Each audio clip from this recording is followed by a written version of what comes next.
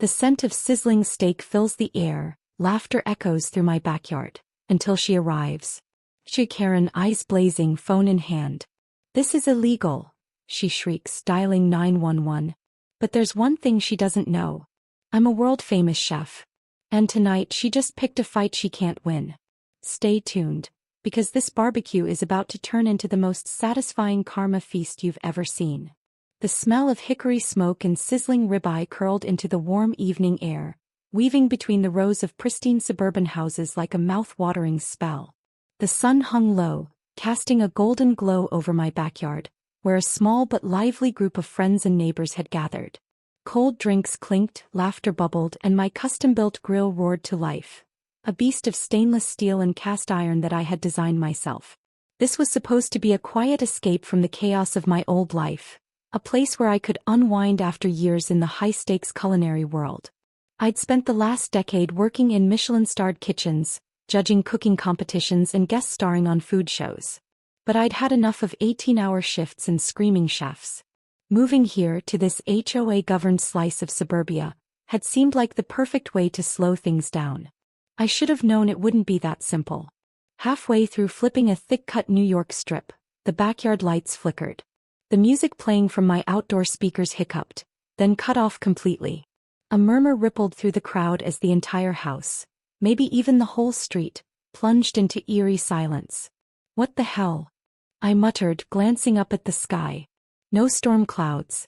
No warning. "Dude, did you forget to pay your electric bill?" my best friend Nate teased as he popped open another beer. Before I could respond, the lights blinked back on with a strange, almost unnatural sharpness, as if someone had flipped a master switch. Then just as suddenly they went out again. The grill, thankfully running on gas, hissed steadily, unfazed by the electrical drama. "That's weird," muttered Lisa, my neighbor from 2 doors down, wrapping her cardigan tighter. "That's the 3rd time this week." I frowned. "3rd time? Why didn't I hear about this?" Lisa shrugged. "It's been happening at random. Just weird power fluctuations. The HOA sent an email about it." The HOA? Of course. The ever-watchful, ever-controlling homeowners association. The same people who dictated lawn heights, approved paint colors, and monitored everything from mailbox styles to acceptable holiday decorations. And at the top of that self-imposed empire? Karen. Right on cue, the telltale screech of an SUV's tires announced her arrival. I turned just as she marched up my driveway like an angry drill sergeant, her iron-to-perfection beige slacks swishing with every determined step. Her blonde bob, a haircut that practically screamed, "Let me speak to your manager," bounced with righteous fury. She clutched a clipboard like it was the Constitution itself. "Excuse me," she barked, pushing past a couple of startled guests. "This is a violation." I took a slow breath, setting down my tongs. "Karen, always a pleasure." She ignored the sarcasm. "I received multiple complaints about excessive smoke, loud music, and," she gestured dramatically toward my grill as if it were an illegal street racing operation, "open flame cooking that violates HOA regulations." I exchanged a glance with Lisa, who shook her head. "Karen, backyard BBQs are allowed. The rules say as long as it's not an unattended fire, it's fine." Karen's lips pressed together so tightly they nearly vanished. "It is a nuisance," she snapped. "And now you've caused a power outage. What exactly are you doing back here?" "Tampering with the grid." I let out a short laugh. "Are you accusing me of, what, electrical sabotage?" She didn't smile. "I'm serious," she continued. "Every time you've been grilling this week, we've had these outages. Coincidence? I think not." "That's a stretch," Nate snorted. "What, you think he's secretly running a rogue power plant in his backyard?" Karen folded her arms. "Don't get smart with me. The HOA takes these matters very seriously." The absurdity of the situation was almost comical, but beneath it, I felt a small prickle of unease. The timing was strange. I had only fired up my grill 3 times since moving in, and apparently, that was exactly when the power issues started happening. Still, I wasn't about to let Karen bully me into submission. "If there's a real electrical issue," I said, keeping my tone even, "shouldn't you be calling the utility company instead of harassing me about a barbecue?" Karen sniffed. "I've already reported it." But I find it interesting that the outages conveniently align with your activities. I exhaled slowly, resisting the urge to laugh in her face. Karen, unless my grill runs on stolen nuclear energy, I doubt it's the cause of your flickering lights. But she wasn't done. She pulled out her phone and, because of course she did, dialed 911. I watched, half in disbelief, as she launched into a theatrical monologue. Yes, I'd like to report an unauthorized fire hazard and possible illegal energy activity. A few of my guests gasped. Others just groaned. Wow, Nate whispered. She's really going for it. This is unreal, Lisa muttered. Karen turned away from me, still on the call, pacing like a lawyer preparing a closing argument. Yes, I understand. Immediate dispatch would be best. I rolled my eyes. Unbelievable. And then, just as I thought the night couldn't get any weirder, another flicker ran through the house. A second later, every single porch light on the street flared to life at double their usual brightness, so blindingly bright that a few people shielded their eyes. A couple of car alarms suddenly blared from up the street. Then, as quickly as it started, everything shut off again. Dead silence. Even Karen hesitated, her phone still pressed to her ear. For the first time that evening, I felt something shift in the air. This wasn't just a neighborhood power issue. This was something else. A sharp chill ran down my spine, and for the first time I wondered, was I actually at the center of this? The eerie silence that followed the latest power surge held for just a few seconds before chaos erupted. Several of my guests muttered in confusion, while a few grabbed their phones to check for messages from the power company. Nate, ever the comedian, waved a hand in front of his face as if warding off spirits. Dude, I think your barbecue is haunted. Lisa let out a nervous chuckle, but the expression on her face suggested she was actually considering it. Even I wasn't sure what to think. Karen, however, had no doubts. There. You saw it, she shrieked, pointing an accusatory finger at me. This only happens when you start that grill. That's proof. I rubbed my temples. Karen, do you hear yourself? Do you honestly believe my grill is somehow short-circuiting the entire neighborhood? Yes, she snapped. And I bet that thing is illegal. I should have had it checked when you moved in. Before I could argue, flashing red and blue lights lit up the street. The fire truck arrived first, rumbling to a stop at the curb. A police cruiser pulled up right behind it. A couple of my neighbors peeked out from their porches, drawn by the commotion. Some even stepped onto their lawns, likely recognizing the unmistakable drama that came with a Karen in action moment. Great, I muttered under my breath. Here we go. 2 uniformed officers and a trio of firefighters emerged. The lead firefighter, a burly guy with salt and pepper hair, scanned the yard. He looked for the roaring inferno Karen had undoubtedly described in her call, but instead found a perfectly safe barbecue, a peaceful gathering, and, well, Karen. The officer, a middle-aged woman with sharp eyes, adjusted her belt and approached me first. Are you the homeowner? I nodded. Yep. We got a report about an unauthorized fire hazard. I sighed, gesturing toward my grill. It's just a barbecue. Perfectly safe. No fire hazard, no open flames outside of the grill itself. The firefighter peered at it, then back at the officer, clearly unimpressed by Karen's overblown emergency. Looks fine to me. Karen, however, wasn't about to give up. Check the power grid, she demanded. Every time he starts this thing, the whole neighborhood blacks out. This cannot be a coincidence. The officer sighed, rubbing her temple. Ma'am, we respond to actual emergencies, not HOA complaints. Karen gasped, genuinely offended. This is an emergency. He's causing a safety risk with. She was interrupted by the firefighter, who suddenly let out a low whistle. He was squinting at me, tilting his head slightly. Wait a second. He stepped closer, pointing at me. Aren't you? No way. You're that guy. From Fire and Steel. A ripple of recognition passed through his team. One of the younger firefighters elbowed his colleague. Holy crap, it's Chef Alex Carter. Karen blinked. Who? I sighed, giving the firefighter a sheepish grin. Guilty as charged. The firefighter grinned. Man, I love your show. That grilled tomahawk steak episode? Legendary. I chuckled. Appreciate it. The officers exchanged amused glances, clearly entertained by Karen's rapidly deflating authority. Meanwhile, Karen looked furious. I don't care if he's the President of the United States, she snapped. He is breaking the rules. I checked the HOA regulations, Lisa piped up suddenly, holding her phone. BBQs are allowed as long as they're in designated areas and attended. He's literally following the rules to the letter. Karen's face turned an interesting shade of red. The firefighter smirked. Looks like we're done here. But just as they were about to pack up, the lights flickered again. This time the air buzzed. A weird, static hum rippled through the yard like an electric charge vibrating just under the surface. The whole street seemed to hold its breath. Then just as suddenly it stopped. Silence. The lead firefighter frowned. Okay, that was weird. Even Karen looked spooked now. What is that? One of the officers muttered into his radio, likely checking if the power company had reported any issues. Then before anyone could say another word, my grill roared. Not a normal flame. Not a controlled burst of heat. A pulse of blue fire shot straight up, licking the night sky before vanishing in a blink. I jumped back. A few guests yelped. The firefighters rushed forward, but before they could do anything, the flames settled, right back to normal as if nothing had happened. Karen let out a strangled noise. I told you. The firefighter shot me a stunned look. What the hell was that? I had no idea. I'd never seen anything like it. I stepped forward cautiously, eyeing the grill. Looked normal. Perfectly intact.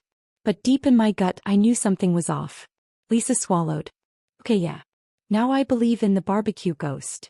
I ignored her, kneeling to inspect the grill's internal mechanisms. My grill was custom-made, yes, but there was nothing experimental about it. No high-tech modifications, no electric components that could explain what just happened. A soft voice broke the silence. I think it's him. I turned. One of my newer neighbors, a quiet elderly man named Mr. Dawson, stood on the sidewalk watching the scene with an odd expression. I straightened. What do you mean? Mr. Dawson hesitated, then pointed, not at the grill but at me. You. His voice was calm, deliberate. You're the reason it's happening. A chill ran down my spine. Karen scoffed. Oh great. Now we have conspiracy theories. But Mr. Dawson wasn't joking. His eyes locked onto mine. I've seen something like this before, he murmured. Many years ago. I didn't know what to say. My pulse pounded in my ears. What was going on? The officer finally broke the tension. Okay, listen, she said, exhaling. We're going to need an official report on this. The firefighter nodded. Yeah. Because whatever that was, it wasn't normal. The power flickered again, but this time I barely noticed. I was too focused on Mr. Dawson's words. I was the reason this was happening.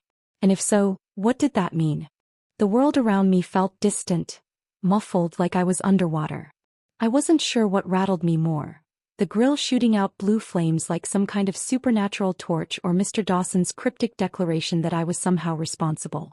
Karen was still in full meltdown mode, flapping her hands as she ranted at the officer. You see? You all see it now, don't you? This is not normal. I demand he shut that thing down. Better yet, confiscate it. He's clearly doing something illegal. The officer let out a tired sigh. Ma'am, we don't confiscate grills. Karen spluttered, her fury bubbling over. Well, you should. This is dangerous. Look at the power surges. The flames. This entire event is a ticking time bomb. The lead firefighter ignored her and turned to me. Alex, tell me straight, have you ever seen anything like that before? I shook my head. Not once. Mr. Dawson took a cautious step closer, rubbing his chin. You say you built that grill yourself? I nodded slowly. Yeah, but it's just a regular charcoal and gas hybrid. There's nothing special about it. He didn't look convinced. Are you sure about that? Before I could respond, the house lights flickered again. This time the power stayed out for a full 30 seconds. Then boom. The whole block shook with a sudden deep thud, like a shockwave rolling through the ground. Several people stumbled back. The sound came from just beyond my fence, near the HOA utility substation. A small, fenced-off area that managed the neighborhood's power grid. Karen screamed, a high, undignified shriek, as if the sky itself had cracked open. One of the younger firefighters cursed. What the hell was that? Instinct took over. I grabbed a flashlight from my outdoor storage bin and bolted toward the source. The officers yelled for me to stop, But I wasn't about to wait around while something strange, maybe dangerous, unfolded. I vaulted over my fence, landing with a crunch on the gravel lining the small maintenance path. The air felt charged like the sky before a thunderstorm. My skin prickled. The others weren't far behind. The firefighters and officers followed, flashlights slicing through the darkness as we approached the substation. What we found stopped us all cold. The metal fence surrounding the substation was warped. Not broken, not dented, warped as if someone had taken a giant heat gun and melted it like candle wax. The metal twisted inward, the wires sizzling with leftover energy. The transformer inside hummed irregularly, flickering with brief flashes of blue light. Karen, having finally caught up, probably just to gloat, let out a strangled noise. What did he do? I turned, exasperated. Are you kidding me?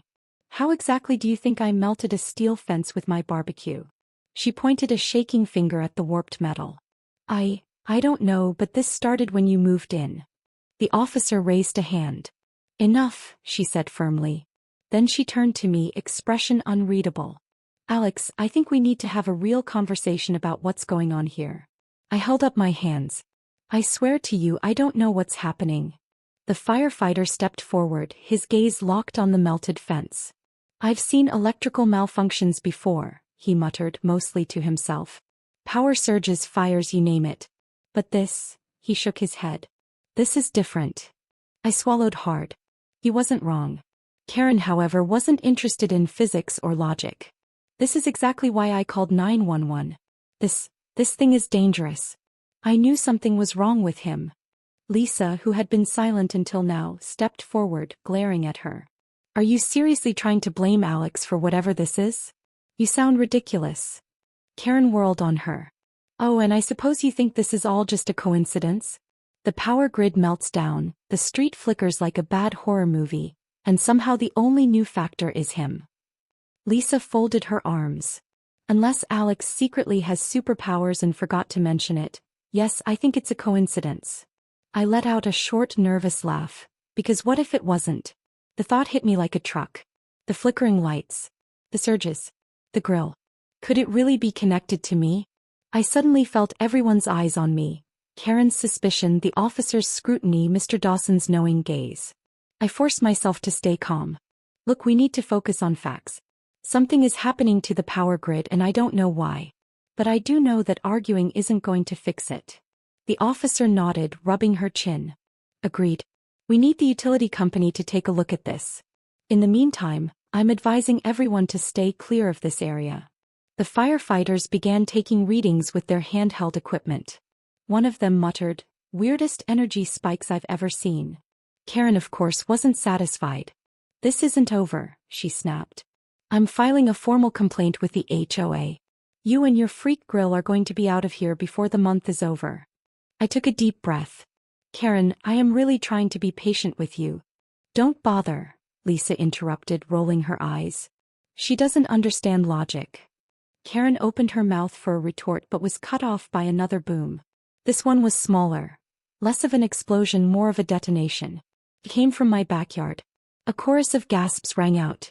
I sprinted back before anyone could stop me. When I reached the yard, my heart nearly stopped. The grill, the same grill I had designed, built and used for years, was hovering. Only a few inches off the ground, but it was floating. Blue sparks danced beneath it, like the static that rises when you rub a balloon on your hair. And then, just as quickly as it had lifted, it dropped with a thud, the flames flickering down to a low simmer. Nate, who had stayed behind, stood frozen, his beer halfway to his mouth. He blinked at me, then at the grill, then back at me. "Bro," he said finally, voice barely above a whisper. "Your barbecue is possessed." I didn't answer, because for the first time in my life I was actually starting to believe that might be true. No one moved. No one breathed. We all just stared at the grill. My grill, sitting there like a perfectly normal piece of backyard cooking equipment, except it had just floated.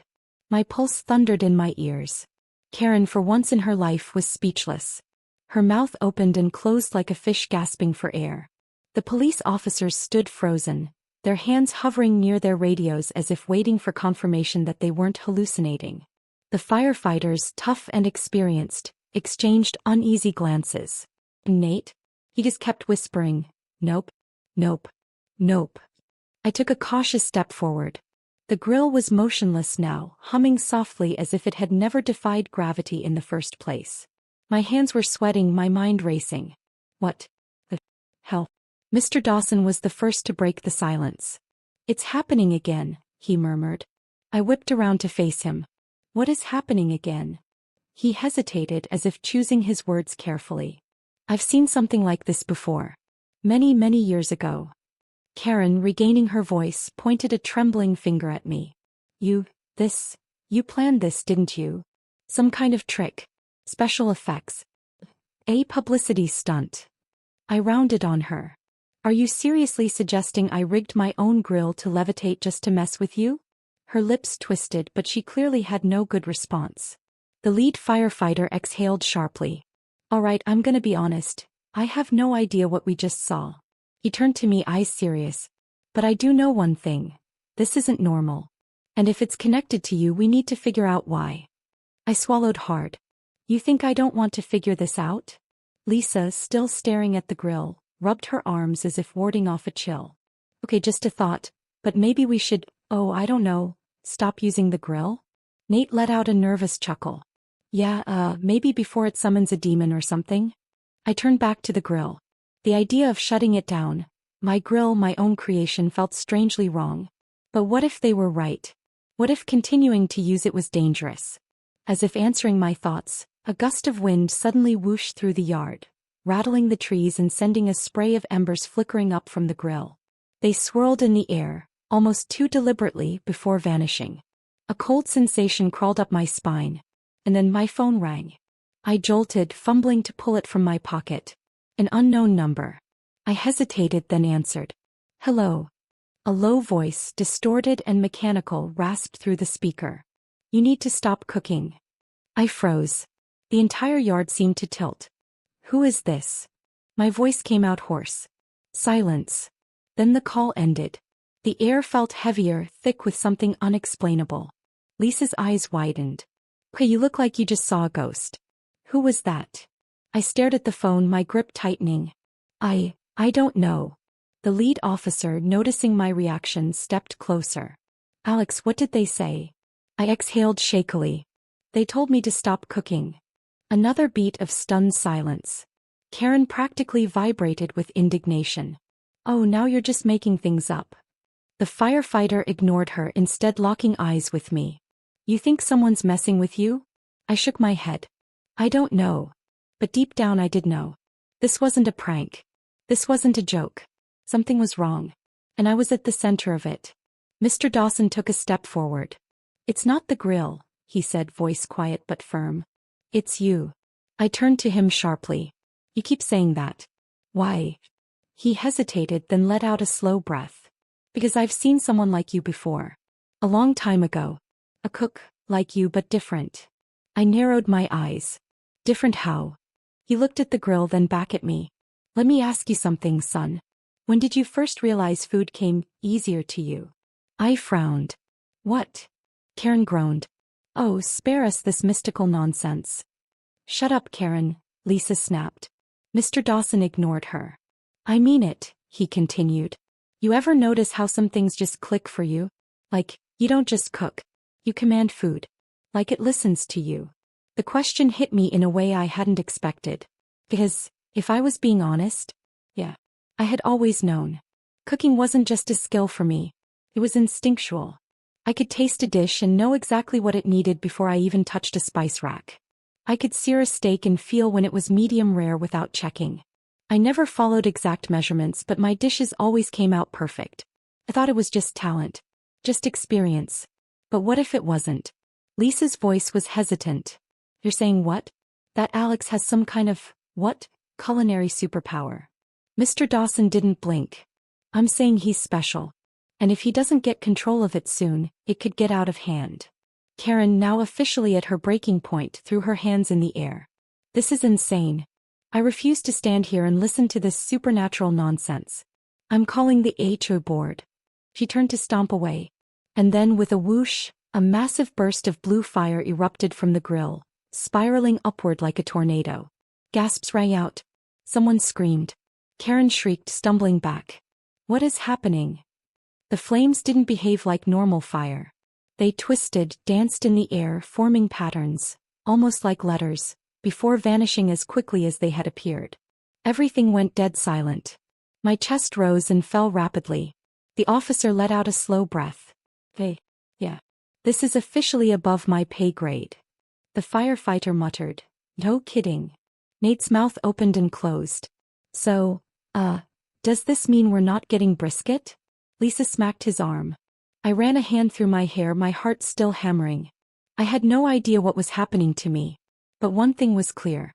This wasn't just about a barbecue anymore. This was about me. And I needed to find out what I really was. Before it was too late. What do you think is really happening to Alex?